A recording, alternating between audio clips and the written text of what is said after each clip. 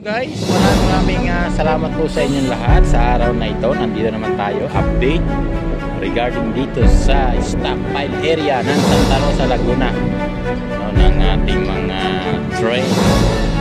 So dito bubuuin yung mga concrete precast yard dito guys. Maraming salamat.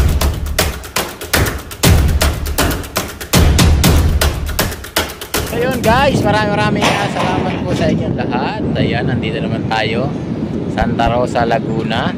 Stockpile nila guys. Ayan, kung gaano kaganda o gaano kaluwang yung kanilang area.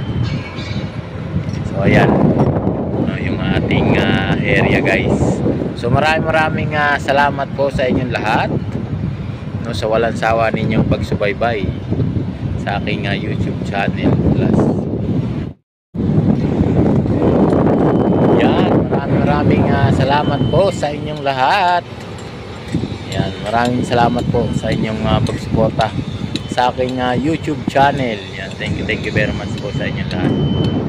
So ayan yung kanilang stockpile guys dun sa area na yun. Ayan, napakaluwang at pasensya na kayo, medyo malakas na hangin. Ayan, sa area na to malakas ang hangin. So yan, gaano kaluwang yung kanilang area. So maraming salamat po sa inyong lahat. Sana po ay patuloy nyo subaybayan ang aking YouTube channel. So yung kanilang warehouse. So ayun guys, ayan, nandyan na, nakalatag na naman yung mga poste guys. Yan, yung nasa gitna na yan. So yan na yung kanilang poste na nakalatag na. So naka-set up na rin yung mga beam dun sa area na yon. Ayan, yung double gantry crane nila naka-set up na rin. Ayan kung gaano dami yung double gantry crane nila dito guys. Ayan, at saka yung kanilang warehouse, sobrang laki ng warehouse nila guys.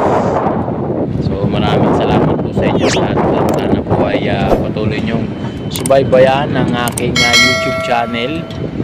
Yan, thank you very much po. Hanggang doon po yan sa dulo guys. Ayan, hanggang doon sa area na yan. Ayan, yung malakas ang hangin dito sa tinakatay natin. Nandito tayo sa rooftop.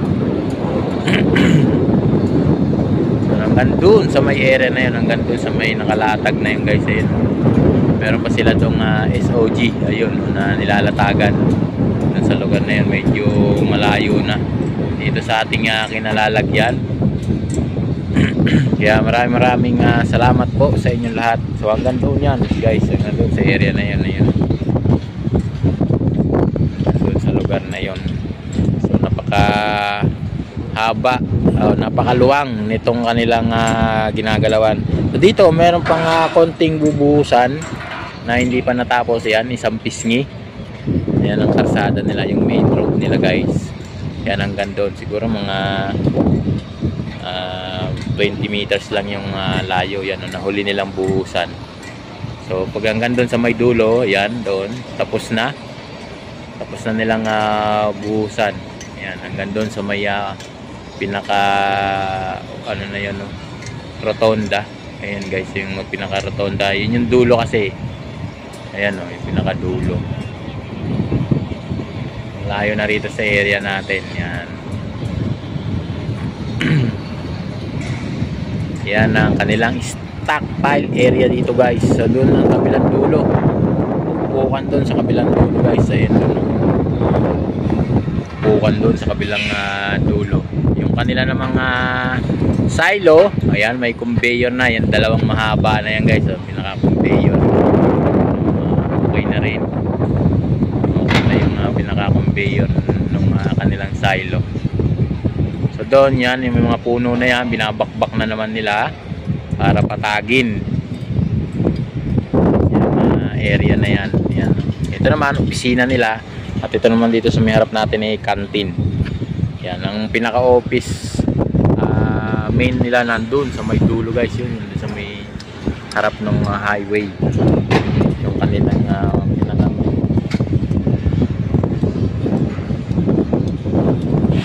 tayo update sa ating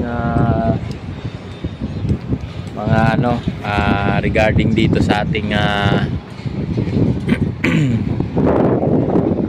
pangland station ng tren, no? Mula Kalamba po yan hanggang Alabang yung kanilang area. So yung bandarong guys, yan mula yung nakita natin na yun, may bundok na yan. Yan, Kalamba na po yan guys, yan area na yan, Kalamba na. So hanggang dyan.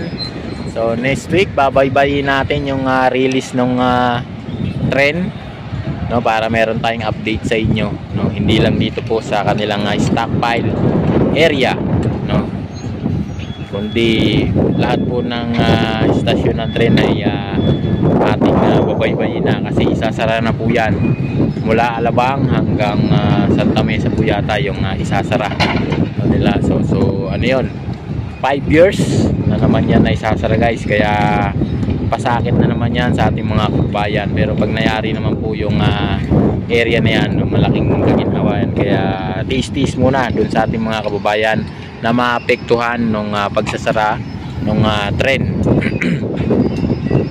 dito sa ating kahabaan ng Kalamba, Alabang to Santa Mesa hanggang dito sa may Makati area. Yan yung kanilang kasi dyan yung apektado ng pagsasara ng tren, kasi nga po gagawin niyan, no, puspusan na po yung paggawa niyan. Talagang back to back na, kumbaga gabi at araw na po yung trabaho na gagawin niyan, katulad dito sa kanilang stockpile area. Yan, araw at gabi yung tao dito guys, yung pagtatrabaho nila dito, wala silang minsan nga pati Sunday meron pa rin silang trabaho dito sa area na to, no, kasi nga gusto nang matapos na to guys. Yan, no, meron mga pangilan-ngilan pang workers ngayong araw ng mga araw ngayon, Friday. Yan guys, no, iba kasi niyan na may night shift, mas maraming tao doon guys, doon sa banda ron.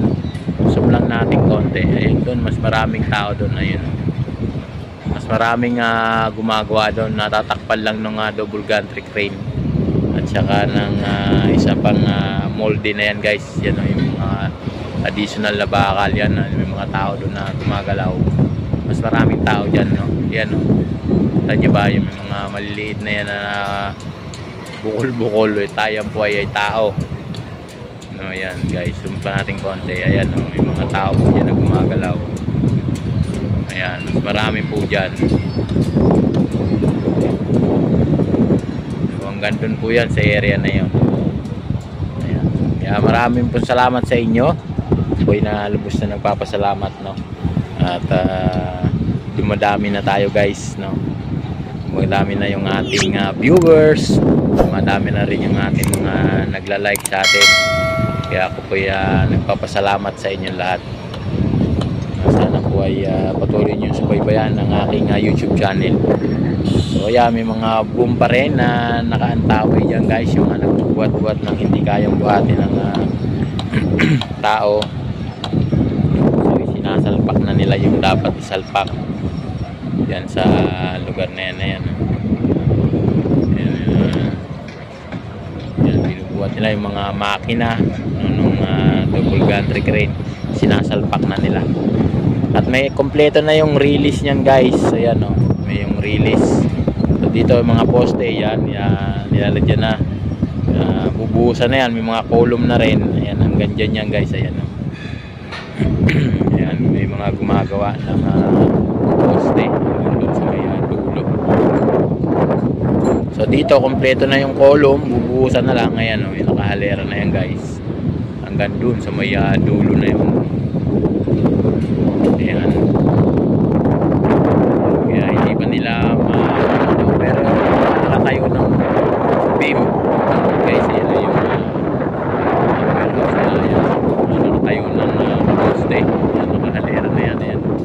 Malakad na yan papunta dito. Ayan, may mga poste na kasi, so pinapatigas pa lang nila yan, no? Kailangan talagang matigas na matigas yung poste para bago patungan ng mga beam, kasi napabibigat din po nung yan, mga tornilyo yan, hindi basta basta yan na lagyan kasi nga puputok yan. Pwede pumutok yan guys pagka hindi pa ganun siya katigas. Yan yung mga tao pa na gumagawa dyan na yan.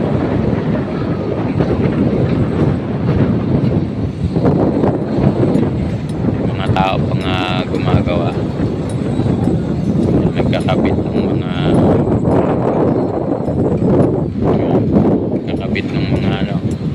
mga additional na makina ng mga double gantry rin yung mga motor.